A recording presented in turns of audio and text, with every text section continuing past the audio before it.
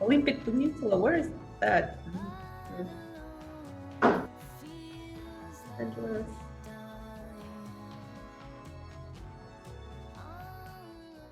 All right, y'all. Angela, so excited to have you here. A couple of words before we begin. As always, I'm Alexa, the head of field trips at Creative Mornings, and I'm going to be your tech support today. If you have any questions or you can't see slides or you can't hear something, or you want to share something in the chat, but you're not sure if it's kosher to share, you can direct message me and I will help you navigate all of those questions. And that way we really keep the chat clear for the flow of conversation about nutrition and brain health. And we don't have a lot of like, I can't hear, you know, just send all of those to me. And that way nobody else gets to see them but me. And then I tell Angela. Secondly, as y'all probably know by now, we are sharing all field trip recordings on demand for 72 hours after the field trip. And Angela is also sharing her slides, which is really generous and lovely. So if you are not the type of person to take super fast notes, do not worry, you can rewatch. Lastly, field trips are really generously offered by hosts like Angela, who do this out of the goodness of their heart and excitement of learning with communities. So if you would like to turn your camera on, if even for a moment on this field trip, now is the moment where we get to remember that our hosts and our community, we're all learning together. Hosts are learning just as much as participants. So it's really helpful to get to celebrate our hosts. And this is one way that we do that. And celebrate that like we are not boxes on a screen, we're human beings and we are in this learning experience together. So I'm going to invite y'all to give jazz hands for our host, Angela, and for each other. I love it. Some of you are eating dinner. Gabriel, it's great. Irana, lovely to see everybody. So again, jazz hands for the host. Lovely to see you. Jazz hands for all of us for showing up. Everyone. Okay, Angela, take it away. Yes, thank you, Alexa. Thank you for allowing me to do this field trip and share my passion for nutrition and specifically brain nutrition. You know, there is a whole field now that is called nutritional psychiatry, that is kind of brain nutrition, where people study and research food and nutrition when it comes to changes we can produce in the brain through nutrition. I'm a certified nutritionist and also a performance coach, and I myself combine in my work nutrition and brain performance, and I always love to share it with people, especially people in creative fields, whether that you're creating some art or creating some content or businesses and working on some ideas. Brain states, how our brain works, it's very, very important for the quality of our work. Every brain state, guys, I want to jump right into that. It's conditioned by certain molecules circulating in our brain and in our body. Every brain state, like motivation or feeling creative or confident or being able to change when we experience something, you know, personal growth, all of these things are conditioned by certain brain chemistry, certain molecules in the brain, and we can influence that brain chemistry by changing our behavior, our environment, and also, of course, through the food that we eat. Food is a bunch of chemicals, and we eat it in pounds every day, right? Everyone eats. That's why also food is so powerful, right? Behaviors, things you do, you can choose to do them or not. With food, it's kind of like non-optional. You're gonna be eating food no matter what, several times a day.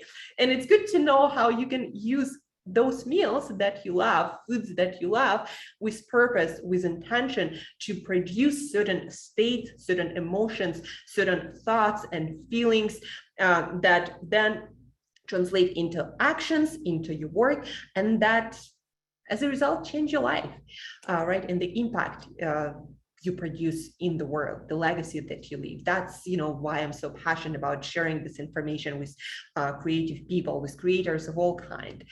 And let me start with our presentation and some slides. And of course, I'm going to be talking a lot about what's on the screen, expanding on that. Share. And Okay.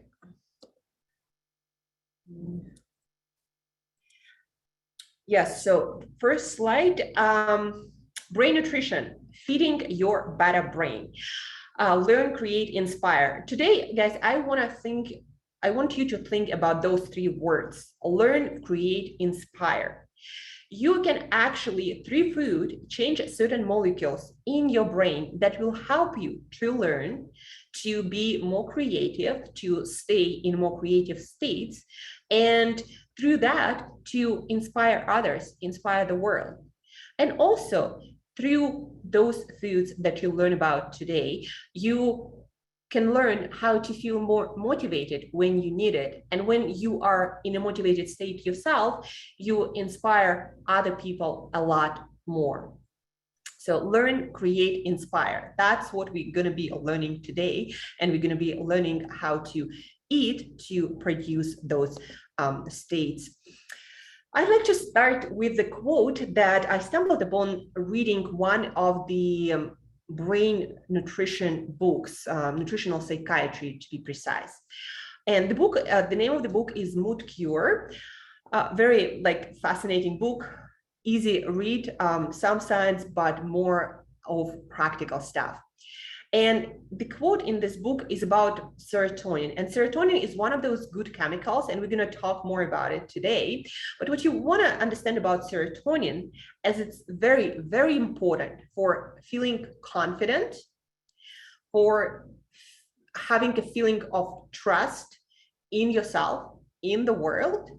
And serotonin is also very important for collaboration.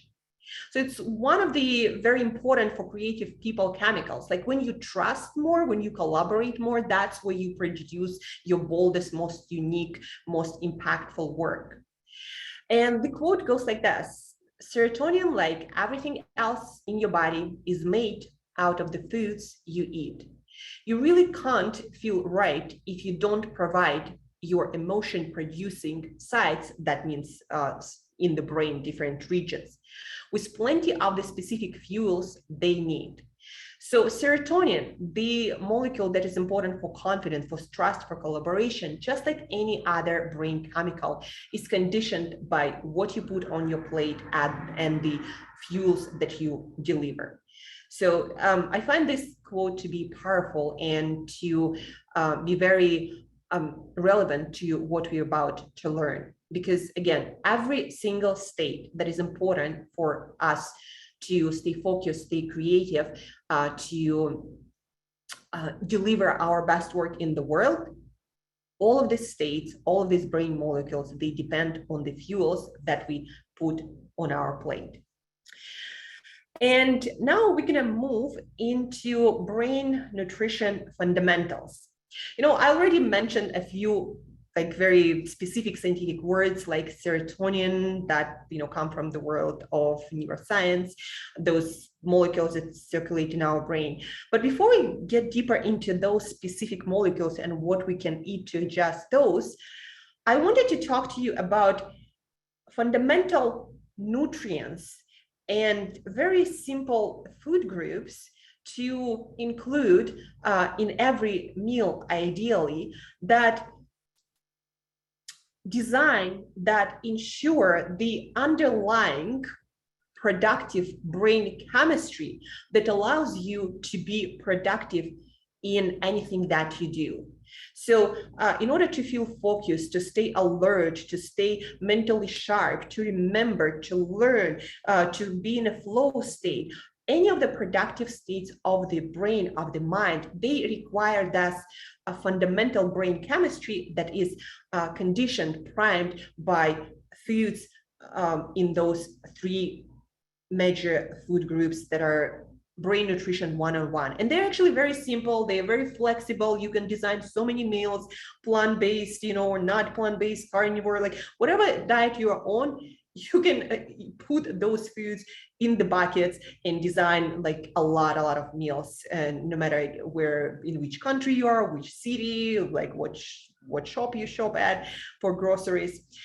So fundamentals. Each meal, if you want to help your brain to stay productive, needs to include following groups. First, slow, what I also like to call long carbohydrates. So obviously, like your brain to work, to stay productive, needs energy. And carbohydrates is your brain's preferred brain fuel. They ensure stable, balanced blood sugar.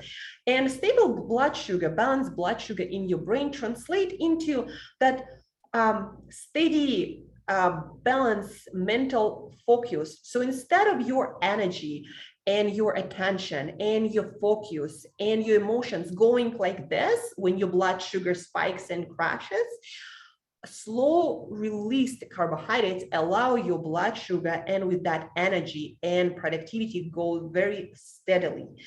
And that helps you to stay productive for many more hours.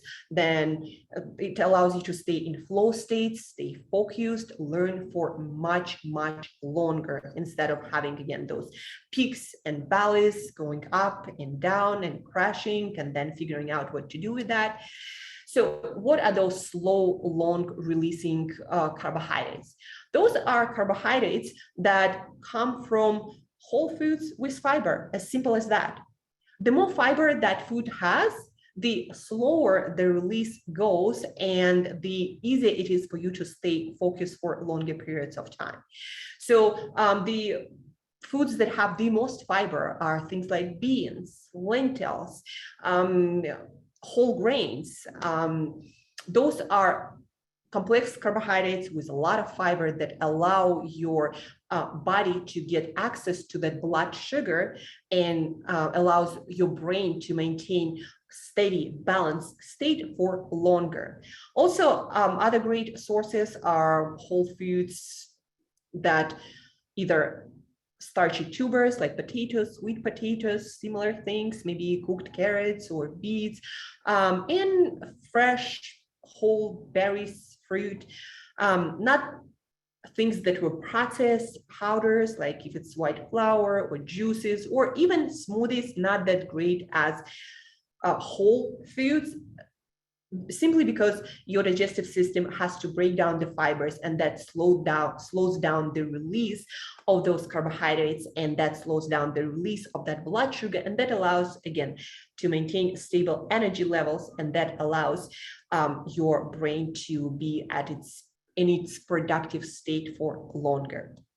All right, so this is the brain nutrition fundamental number one. In each meal, ideally, you would have something like a full handful of some sort of whole food carbohydrate, be that beans, lentils, whole grains, fruit, berries, like choose your favorite. The second one, the second fundamental, is what I like to call brainy protein. And why I call protein brainy specifically is because a lot of people think that proteins are all about muscles, like fitness. You need to go your protein to work out or to go to the gym, or like, if you want to have muscles, you eat your protein. If you don't, then it's kind of like, not that important. But the brain actually uses very specific amino acids or parts of proteins to create all the molecules that are needed to create states like motivation or focus or flow state, or to create memories, to help you pay attention. The brain actually needs proteins, building blocks of them, to create those states.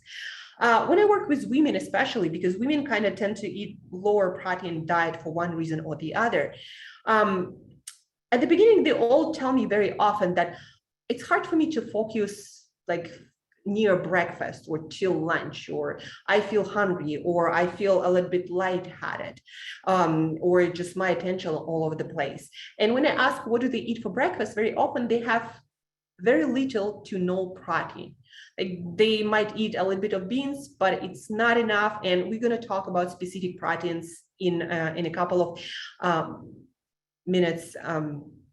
10 or so, but anyhow, brainy protein. So you want to understand that protein is very important to create the focus, to create the attention, to make memories happen, to create motivation for action.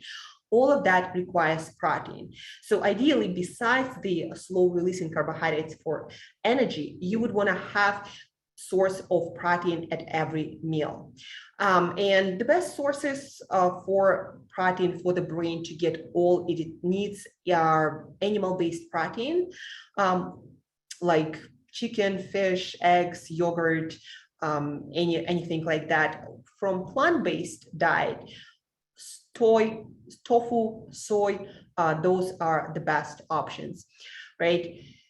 So we have now two fundamentals for your meals when you are interested in optimizing your brain performance and your creativity and focus and memory. So we have carbohydrates for energy that release slow, and brainy protein to create those brain molecules that needed for focus, motivation, for memories, and also for confidence, etc. And then the third one that we have, electrical fats. Why I call fats electrical is because the brain actually uses very specific fats to build connections, to insulate your neural connections, kind of like electrical wires. It builds the insulation so the signals travel faster and you are sharper and you think faster and ideas travel faster and you're able to connect the dots in a much faster, more effective way. When your brain misses certain fats, your brain literally cannot build a lot of those connections, and it doesn't matter how much you learn, your brain will not be able to maintain that learning, to build new connections, to help you stay creative, to help you connect the dots, to come up with novel ideas and put them into the world. And those specific fats are actually pretty simple. Your omega-3s, your favorite brainy fat, that 97% of those important fats in the brain are those omega-3s, and specifically marine omega-3 fatty acids. You probably heard a lot about fish oil, how amazing for everything, but specifically for the brain, it's one of the major fats, and you get it either by eating things like salmon, sardines, herring, mackerel, all these fatty fish, or taking fish oil, or if you are on a plant-based diet, algae oil. So marine sources, and with fats, you can have it at each meal, or you can also have them, a lot of them at one meal, and that can be sufficient. So protein and carbohydrates, I recommend for every meal. Fats, just have them every day throughout your day at some point, and your brain will be happy with that. So these are the fundamentals of brain nutrition, right? If you want your brain, again, to stay creative, focused, alert, memorize, make connections, for you to feel confident and not like feeling lightheaded or phased out or anxious, you gotta figure out how to put these fundamentals into practice of your daily meals, whether that's being you cooking something, ordering something, or just assembling meals from whatever you have in your fridge. And now, actually, I would like to do breakout rooms with people who want to do that. And what I wanted you to do in breakout rooms, I want you to discuss how you can put these simple principles in your meals more often. I want you together to brainstorm ideas for probably just as little as, I don't know, 5-7 minutes, something like that, to just brainstorm together, because the more you think about it, the more ideas you come up with, the easier it is going to be for all of you to put that into practice. And then also jot down any questions and share them later with me to answer. If you have any questions about meals, any specific foods, any specific variations, also remember those questions that you have in the groups. Awesome. And Angela, how long do you want folks to be in breakout rooms for? Well, actually, I was thinking 5 minutes might be enough. Maybe 8 minutes would be. Yeah, I think people don't need a lot of time with. Yeah, we'll do 6 with the thing in mind. I know we didn't have on the event page that there'd be breakout rooms, so no worries if y'all can't go in. If you do want to, I'm going to be moving folks around, so I'm going to open the room and then you can click join and you can click not join if you don't want to. If you end up in a room alone, don't worry, I'm going to be moving you. So be mindful that the first minute you might be thrown into a different room, but you will end up with people. So I'm going to open the rooms. It's always a little nerve-wracking to go into breakout rooms, remembering to yes and folks, and just we're all on the same team here. So sorry if you just heard my dog digging while I was explaining that. He's here too. I'm going to open the rooms, and I have the image on the slide as well as the question prompts in the chat. Okay. Cool.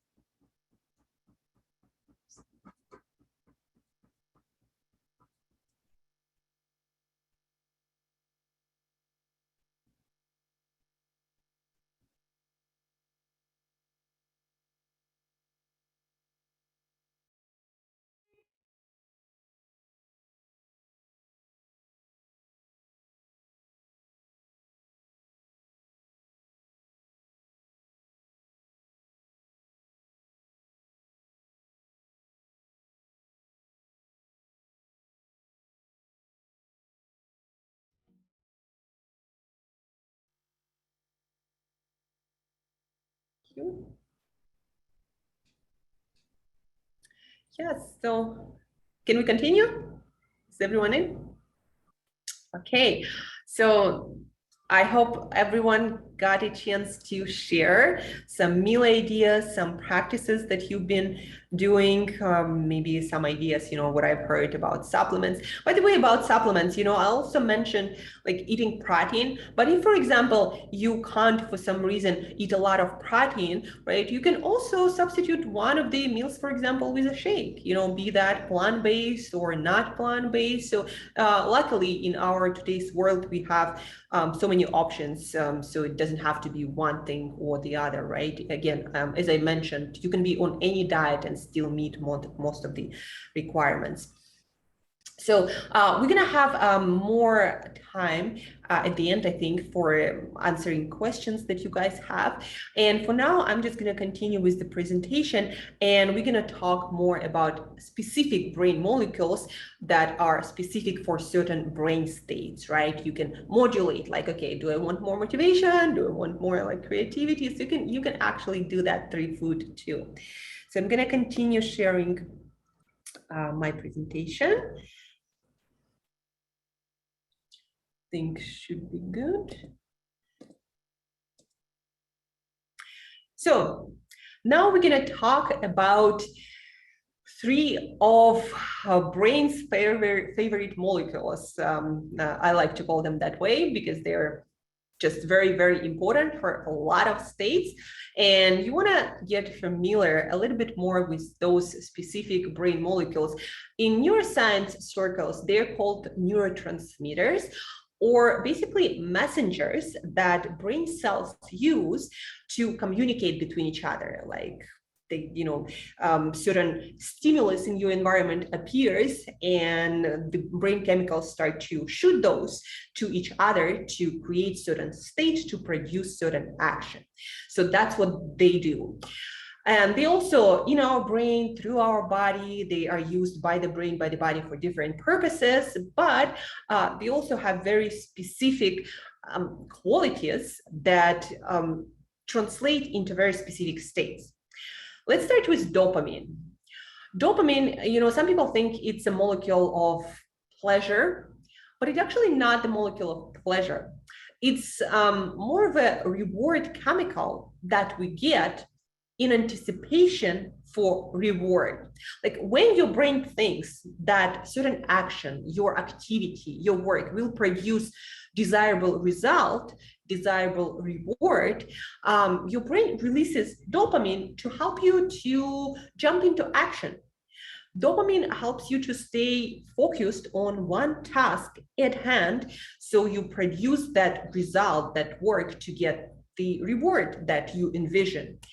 Dopamine is that drive. It's a molecule of pursuit, of craving, of exploration, of getting after things. It's all about future, of getting things. And without dopamine, it's very hard for people usually when you have substantial levels of it to motivate yourself into action. Dopamine also helps to release energy, resources, your internal resources to take action, any sorts of action, be that physical or mental. So dopamine, as you can imagine, it's very important for getting things done. In fact, people who have very low dopamine, they can have troubles moving, physically moving, producing movement.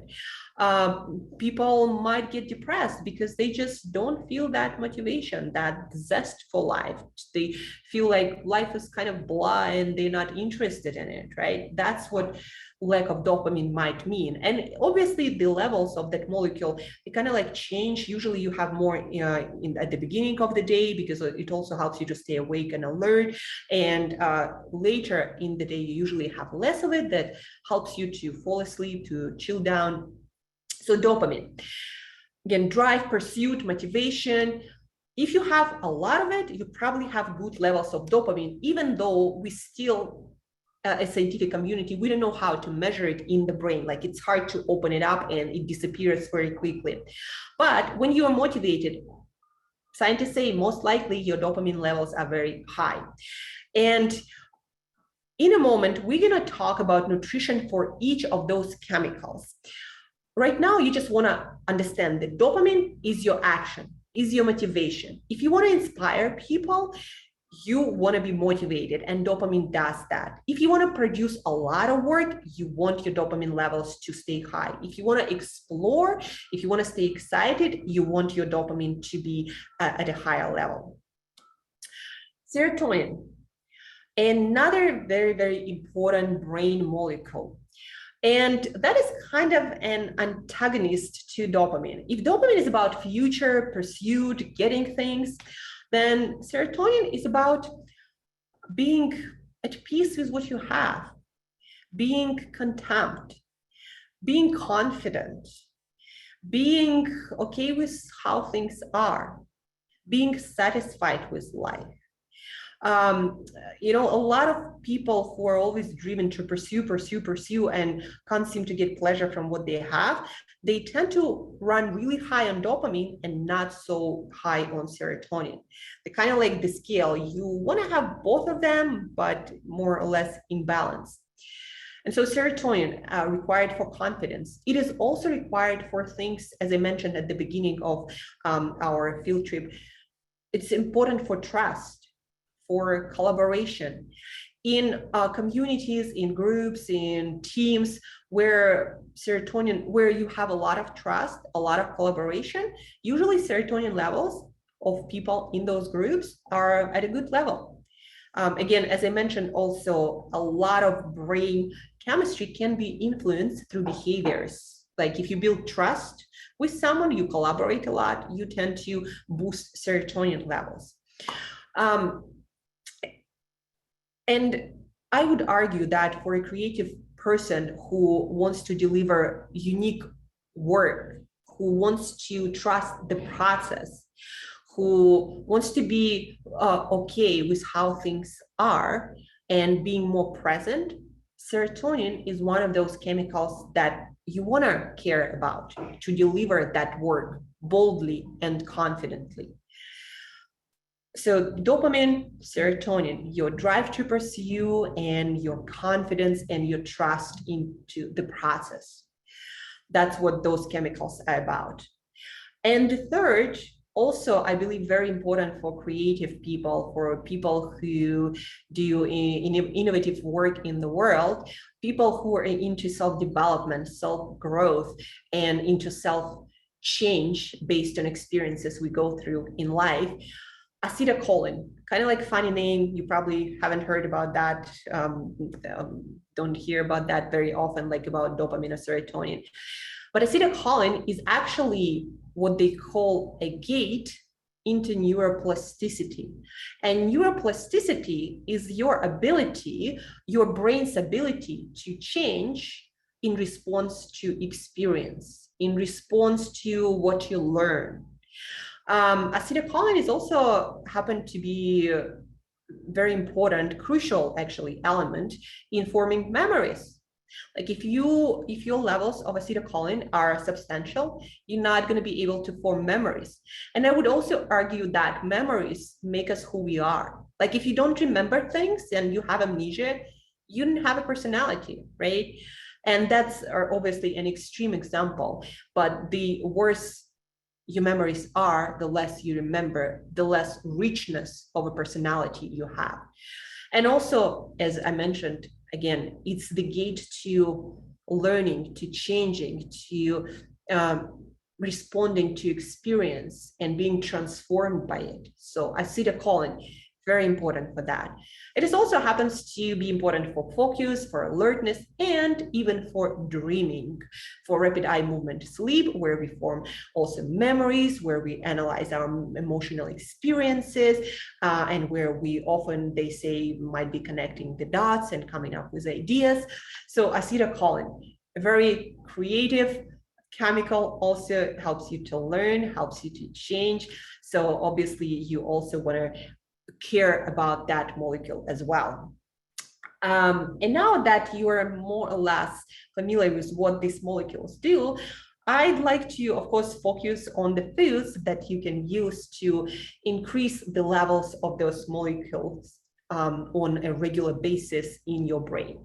Like I personally, every day, I'm thinking about like, how can I eat to make more of this chemical so I'm like the most awesome self as I can possibly be? How can I eat more of that, right? And there are some really good treats for some of those molecules. For me personally, all of these foods are delicious and you can cook so many things out of them. So choose your favorite and eat away. Dopamine. Protein is, as we mentioned before, protein is that like fundamental of brain nutrition.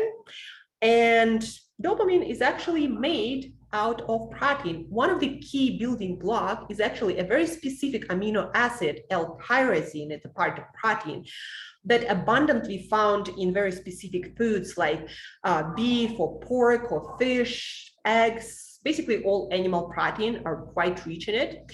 From plant-based foods, it's soy and tofu, because soy happened to be one of the few really rich sources of all the amino acids that we humans need, even though also got bad reps, but that's for another day discussion. Protein, right? You want to eat that protein at every meal, and one of the reasons is because your dopamine is literally made out of that protein. There are some other foods that stimulate or boost dopamine levels in your brain. They don't necessarily have the building blocks, but they make your neurons more sensitive to it, or they help dopamine to hang around longer. And those are foods like avocados or chocolate, the darker the better. Fava beans or broad beans, they actually have that very even more potent building block of dopamine than even protein has, that is L-DOPA. That's literally like the thing that's your dopamine made of really fast. So fava beans, broad beans, if you love them, they're also delicious, kind of like potatoes if you never tried them cooked. Curcumin or turmeric or curry spice, you don't eat as much of it as possible. All of your brain chemicals love it, and it also rich in so many different compounds and antioxidants, good for like longevity and everything. So curry spice, if you love it, eat it. Drinks like coffee and tea, obviously naturally made, brewed, also really great for dopamine. They stimulate it. Fermented foods of any kind. Here I'm talking about naturally fermented foods like yogurt or sauerkraut or kimchi or naturally fermented pickles. So all of these are also great for dopamine. And here at the end, I mentioned L-tyrosine, and that is actually an amino acid or a building block that you find in those protein-rich foods. But also for some people whose level of dopamine might not be as good, for some reason you're not that sensitive to it in foods, maybe you don't eat a lot of animal-based foods. Some people find that supplementing works better for them, might be more potent or more doable. Obviously, guys, these are supplements, very safe. They are food grade, but I always say, get your medical advisor on board and ask them before taking anything, right? So 𝐿-tyrosine available everywhere. You can probably buy it on Amazon, 500 milligrams, 20 minutes before work. That's what I usually recommend. But again, always consult your medical care provider. So this is the dopamine foods, right? You have protein, avocados, chocolate, and all of these foods. Obviously, I'm going to share the slides. So you're going to have all of this available to you. And now let's get to serotonin, our confidence, trust, collaboration, being at peace with how things are, not always in pursuit, right? For serotonin, we also need to eat protein. It's also made out of proteins in protein-rich foods like chicken, turkey, beef, eggs, dairy, fish, soy, tofu. And guys, here you might notice that I mentioned lean chicken, lean beef. And the only reason why I mentioned that is because protein obviously is in the lean tissue. And so the leaner the meat or the fish is, the more of that you get. That's the only reason why I emphasize lean. And there are also obviously foods that can stimulate serotonin. They don't have the building blocks, but they help your brain to use it more effectively. Things like teas, not so much coffee for serotonin. Serotonin actually does not like coffee. So it makes you more alert, awake, and driven. But I'm talking about coffee. But for serotonin, for that trust, peace, collaboration, confidence, you want more teas than coffees. Any teas will work. We also have bananas, chickpeas, and also we have fermented foods and curry or curcumin or turmeric, as we have for dopamine.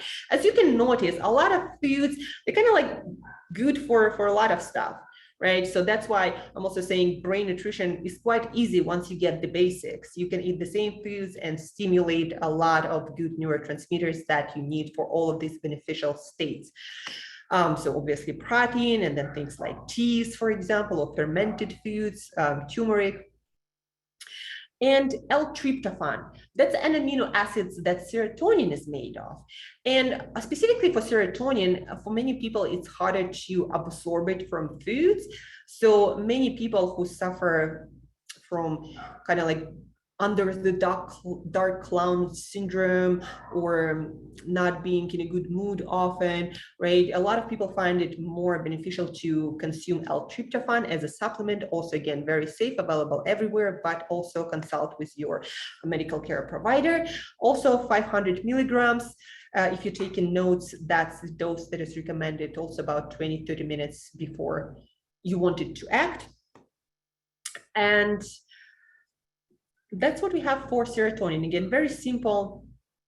Eat your protein, breakfast, lunch, and dinner, I would recommend, and then supplement it with all of these foods in cooking. Then we're gonna switch to acetylcholine, our learning molecule, memories, dreams, neuroplasticity, and being able to change and being able to be flexible, right? A lot of people are kind of like rigid in their views and unable to consider a lot of different perspectives, because their brain is actually slightly deficient in that molecule that doesn't allow the brain to change, because brain is also very physical structure. If it doesn't have certain molecules, it's not going to do what it needs to do. So acetylcholine is very important to be able to change your perspective also, right? It's a form of learning. And what's very peculiar about acetylcholine is that it's only found abundantly in just a couple of foods, eggs and liver. To eat your daily recommended amount of acetylcholine in eggs, for example, you need 3 eggs, 3 whole eggs, and your brain will be happy. Liver, about 5 ounces or 150 grams. Any liver will work, whatever. Like I personally love chicken livers. If you love liver, it's really amazing for your brain in general. So eggs and liver. And then you have other animal foods that are on a fattier side, like for example, dairy products or other animal foods. They are the next best sources of acetylcholine, but they're kind of like distant cousins. So you're not going to get a lot of that as you would get in eggs and liver. Those are kind of like your kings for acetylcholine. And here under the foods, I mentioned alpha GPC. It's a supplement. It's kind of like a funky name, very chemistry sounding. But it's actually also very safe. I get mine in Mexico on Amazon. It's like there are almost no possible side effects unless you get like a whole, I don't know, box in one sitting. And alpha GPC in the brain translates into acetylcholine, one of the most safest bioavailable form. Again, many brands do it. It's very simple supplement. Again, can also always consult your medical care provider, professional, whoever you work with. But I personally take it 2-3 times per day, depending on my workload, 20-30 minutes before I need to perform, like I'm doing this presentation. I took it 30 minutes before, right? I do it every time I need to learn a lot really fast. Anytime that I don't eat a lot of eggs and liver, I take it. So yeah, highly recommend, but always consult with your doctor. And the last molecule that I haven't mentioned before, because it's a very specific molecule for a very specific state, flow state. A lot of creative people, a lot of entrepreneurs, a lot of people working in that state where you need to create something out of nothing. A lot of professional athletes, they talk a lot about flow states, when you're like focused, when you're in the zone, when you seem to produce a lot more insight and work just flows out of you, right? So anandamide is that compound, that molecule that helps you to get into flow state and stay there longer. And when you're naturally in that flow state, your brain produces it by itself from different fats usually, and your brain is flooded with that molecule. And that molecule happened to be present in only a couple of foods: chocolate and black truffles. Obviously, black truffles for most people is something you're not gonna eat, they're not available, super expensive. Chocolate, dark chocolate, available to most of you guys, almost anywhere in the world. And that happens to be the only second food that has abundant anandamide, and it also helps it to stick around in your brain longer, and it helps to produce that elusive flow state by boosting dopamine and serotonin and other brain molecules that are present in flow state. Chocolate also happens to be great for memory, blood circulation in the brain. It helps you to learn stuff, for the brain to be more plastic, a lot of antioxidants to protect the brain. So dark chocolate, I recommend it for anyone who is interested in their brain's performance, plasticity, health. Obviously, the darker the better. I recommend to go for 100%. If you can't go for 100%, then go as high as you can, like 90, 80, at least, at the very least, 70, 75. And I usually eat 30 grams of dark chocolate a day at the beginning of the day, and then a couple of tablespoons of cacao. Wanted to mention that chocolate has caffeine, so don't consume it too late in the day. Otherwise, it might be hard for you to sleep.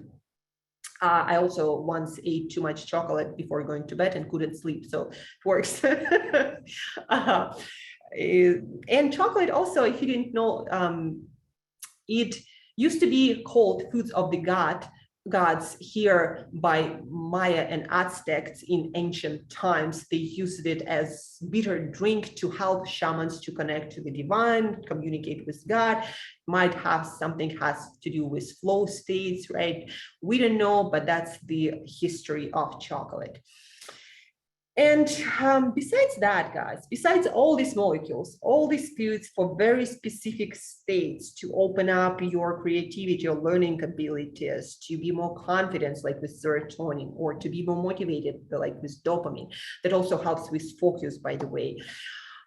Besides all these molecules, general principles of eating for your brain that are additional, but I also think of them as basic of the foundation, is things like eating a lot of fruits and vegetables, all the vitamins and minerals and fiber and antioxidants, the more the better.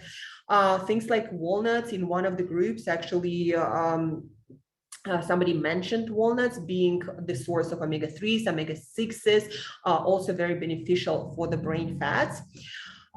Beans as a very long-lasting carbohydrate, so beans, lentils, also a lot of minerals in there. Then I already mentioned chocolate. Olive oil is also very beneficial because of antioxidants and additional nutrients. Calcium-rich foods, guys, you always want to ask yourself, where am I getting my calcium? Whether that food like yogurt or cheese, or maybe some vegetables that you eat a lot like spinach, or supplement. You want to always know where your calcium is coming from, because not so many foods have it.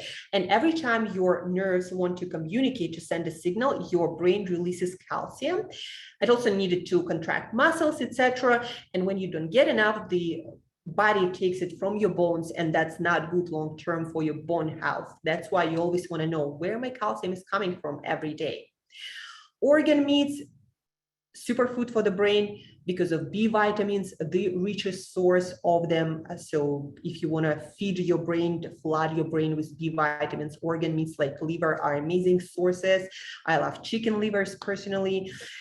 And eggs, besides being great food for acetylcholine, your neuroplasticity molecule, they are also rich in other nutrients, vitamins, minerals, and great source of highly available protein.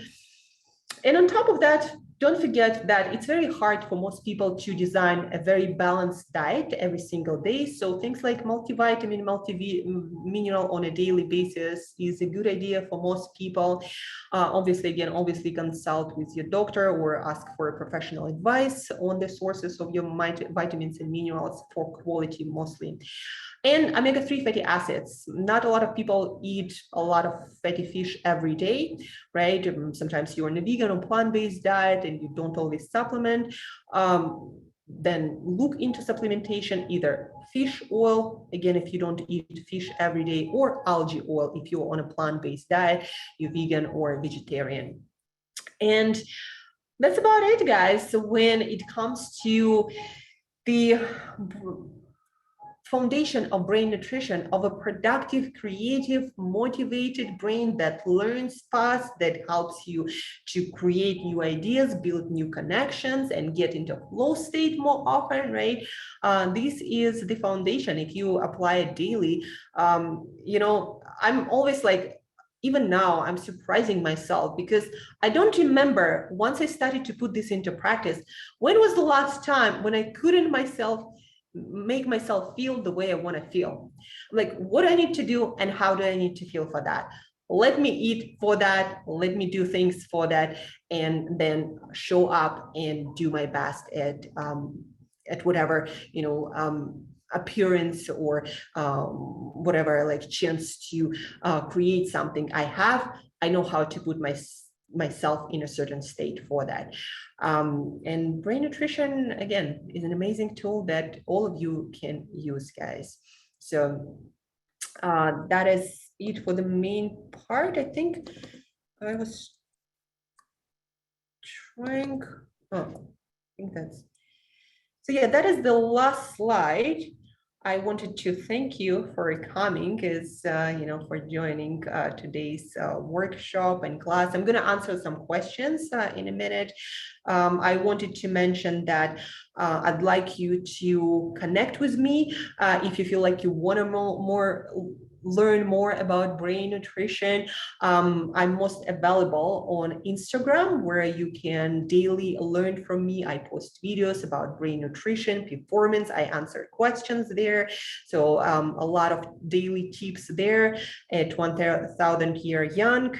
My blog, where I also write about not so well known hacks and tools and tips about the brain performance. It on Substack, Brain Breakthrough. My brain coaching on my website is available at brainbreakthroughcoach.com. And I have a podcast, Feed and Focus for Remote Work and Digital Nomads. Non-boring stories from the world of remote work and nomads, all about productivity, brain performance, and similar interesting things.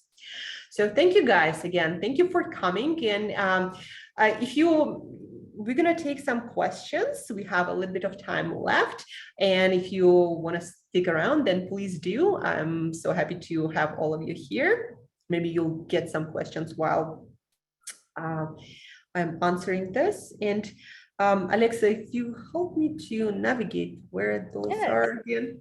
So unfortunately, we only have time for a few because we do have a hard stop at 9 Eastern, but I'm gonna share the questions doc with you in the chat so you can maybe choose one or two of your favorites. Yeah, I found the document. I thought we had it for another like 10 minutes. Oh, I can double check. Maybe, usually we're an hour, but let me double check.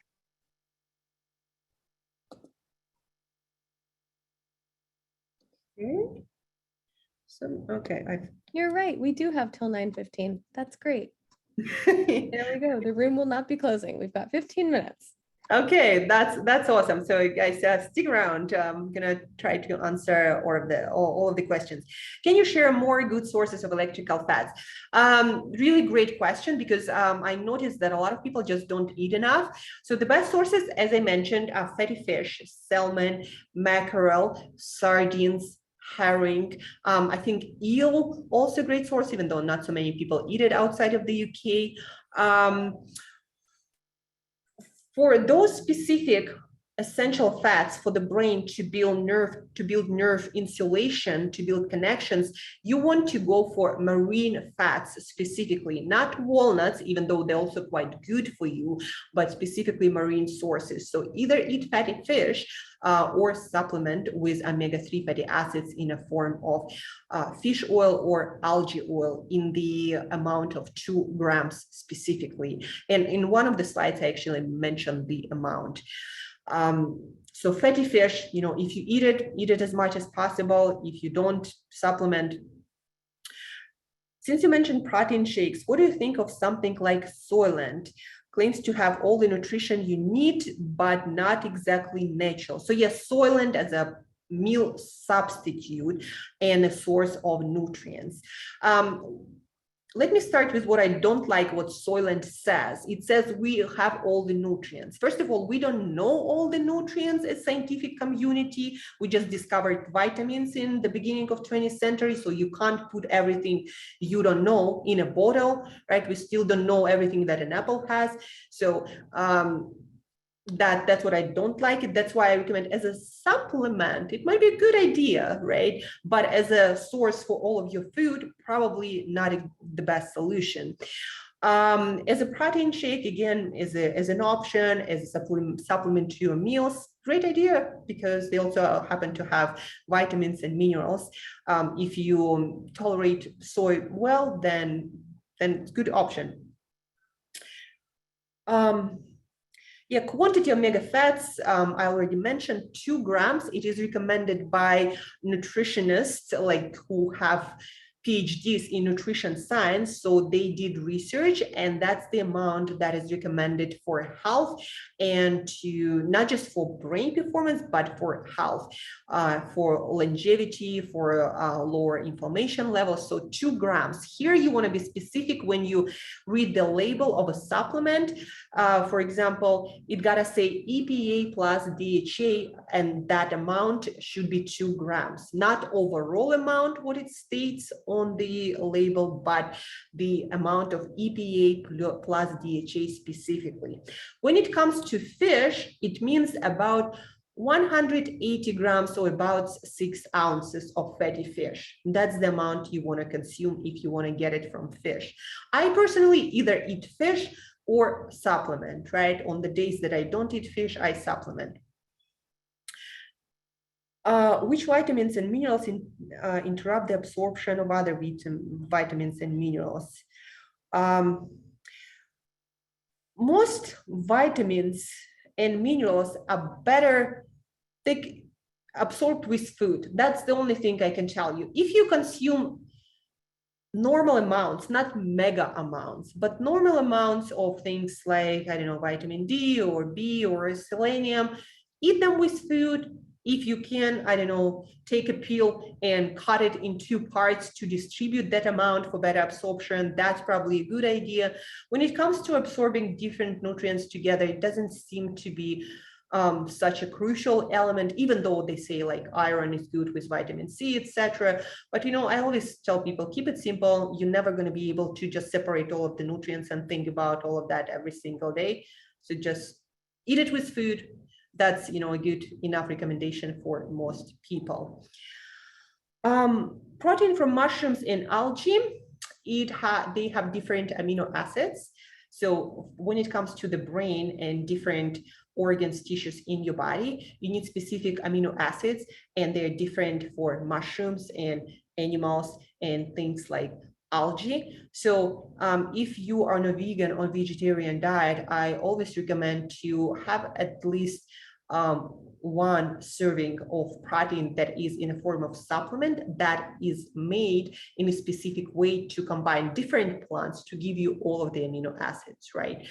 The most beneficial diet for human beings, if you're not treating any condition or don't have very strict, not strict, but very strong believe that this is the way you want to eat, I recommend to go for omnivore whole food diet, because that gives you a whole range of different nutrients, right? All the nutrients that you can possibly have.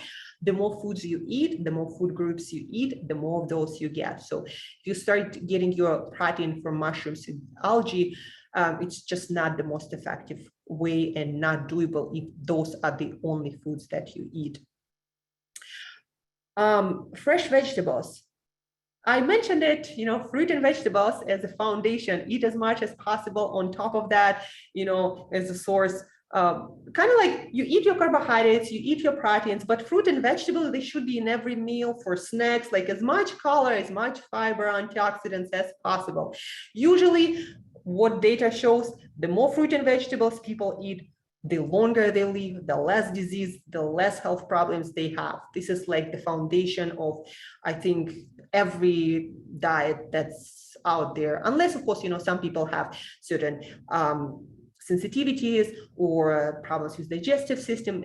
That's a special case that's got to be treated differently. But other than that, a lot of fruits and vegetables every day. Omega 2 grams, it means omega 3, 2 grams a day. That's what I meant. Sorry for not being very clear there, but yeah, omega 3 fats in the amount of 2 grams.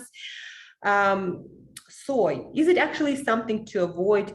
Just bad press. I can't say that there is sufficient evidence to say that soy is super bad for you or super good for you. I think it depends on the quality from all the data that I saw and the amount that you eat. I wouldn't recommend to eat soy for breakfast, lunch, and dinner, just like I wouldn't recommend to eat every single food for a breakfast, lunch, and dinner. I also think that naturally fermented soy, not mass-produced and GMO, etc., might be much better, just because when you ferment things, they undergo certain process of change by the organism that fermented, and they seem to be more digestible for a human gut, right? From that perspective, soy seem to be fermented soy seem to be better, and things like miso or like tempeh or naturally fermented tofu, they seem to be better than things like just eating soy or eating soy protein shakes, drinking soy protein shakes, etc.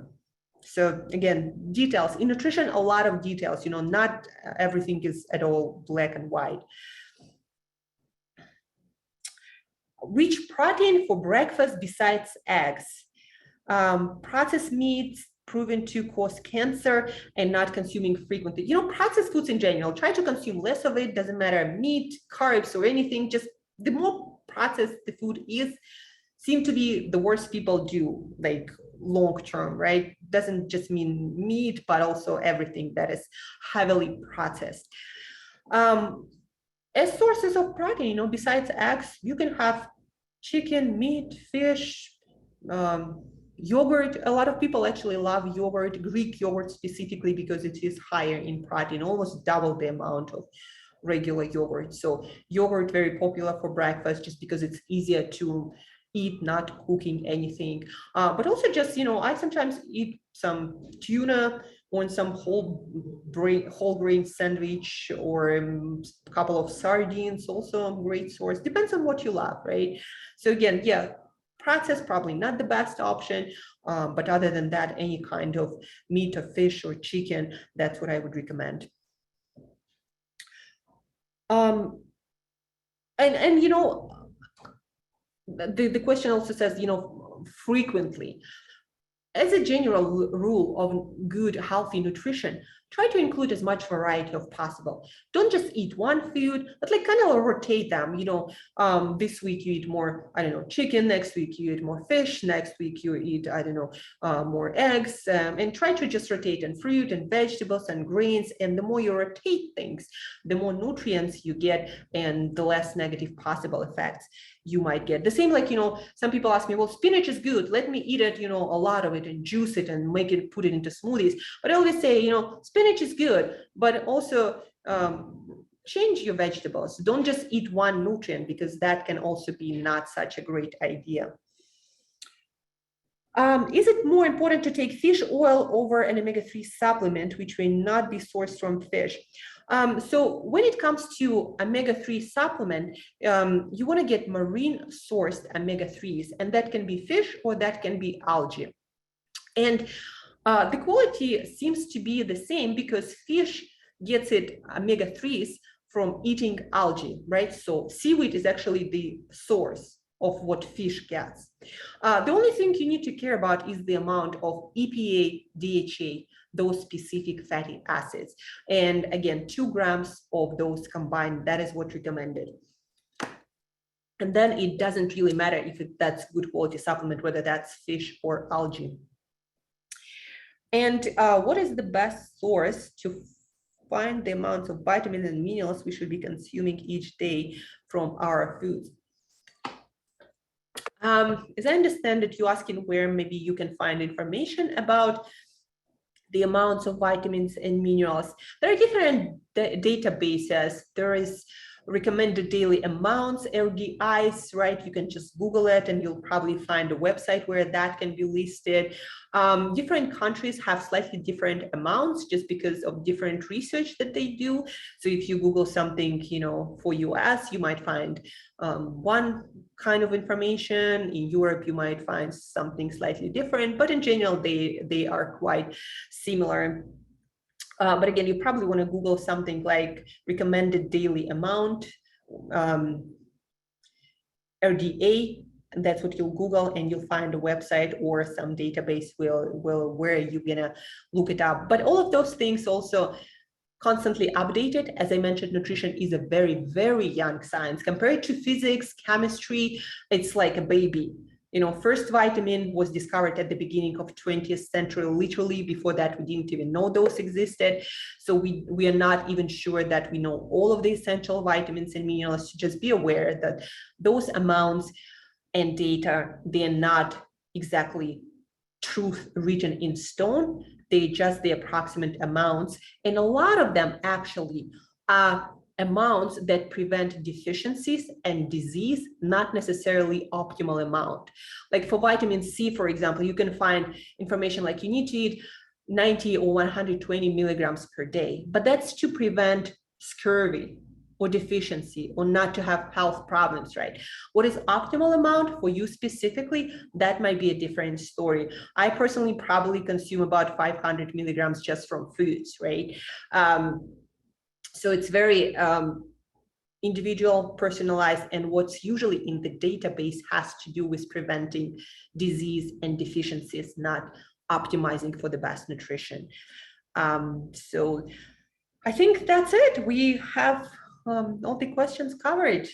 And again, you know, if you want to answer some, to ask some other questions on Instagram, that's the source where I'm most, you know, present, where I answer questions really fast, where I post daily content at 1000 Year Young. You also can find me by my name, Angela Shurina. And yeah, and you're gonna have the presentation also available with foods for certain brain states and brain chemicals. And yes, thank you guys for being here. It was super awesome to have you all learning, asking questions, and I can't also wait to hear more questions. So yeah, thank you. Thank you very much for being such a great audience. So much, Angela. I've shared those links in the chat, and you'll also get them in the 24-hour follow-up email. Y'all will also see a survey that comes up after this, and it's really helpful for our hosts to have that. And lastly, if y'all want to save the chat, now is the time. And if you want to share any thanks, now is your moment. Thank you. Thank you. Thank you, Angela. Thank you so much, everyone. Thank you. It was very informative. Yes, eat for your brain, guys, and you'll deliver the best work into this world. Like, this can create miracles. Hi, Angela. I just want to add something really quick. I'm not sure, you know, if you already delved into it in your books and blog and other thing, but you know, in Asian culture, and especially Chinese, you know, they believe is food and is medicine, and then they believe certain type of food make your body hotter or cooler, you know, cooling down, things like that. So you probably already, you know, started. Yes, you know, food, it's again, it's a lot of chemicals that change your brain chemistry, your body chemistry. They make you feel different, and it's true. It just now we started to learn the science of it, how it actually works, you know, how it they have like a body of like what food are cooling and hot, and and all that. But yeah, I you know, I believe that what we learned from experience in those cultures, that is true. I love this. It was wonderful. Thank you. Really appreciate the feedback. And yes, follow me on Instagram, guys. Just, you know, you'll learn a lot. I'm learning every day, and I'm trying to share as much as possible. All right, y'all. Angela, thank you so much again. Thank you. See you, and we will close up in 3, 2, 1. Bye.